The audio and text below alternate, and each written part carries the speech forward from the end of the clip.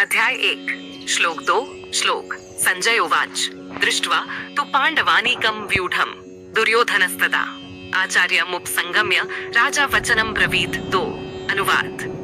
संजय ने कहा, हे राजन, पांडुपुत्रों द्वारा सेना की व्यूह रचना देखकर राजा दुर्योधन अपने गुरु के पास गया और उसने ये शब्द कहे।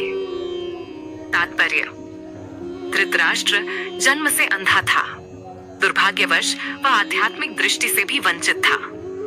वह यह भी जानता था कि उसी के समान उसके पुत्र भी धर्म के मामले में अंधे हैं और उसे विश्वास था कि वे पांडवों के साथ कभी भी समझौता नहीं कर पाएंगे, क्योंकि पांचों पांडव जन्म से ही पवित्र थे।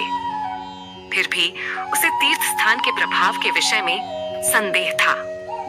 इसीलिए संजय युद्ध भूमि की स्थिति के विषय में उसके प्रश्न के मंतव्य को समझ गया। अतः वह निराश राजा को प्रोत्साहित करना चाह रहा था।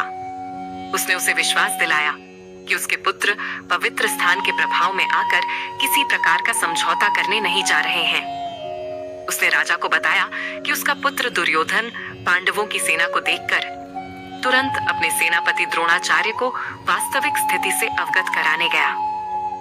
यद्यपि दुर्योधन को राजा कहकर संबोधित किया गया है, तो भी स्थिति की गंभीरता के कारण उसे सेनापति के पास जाना पड़ा।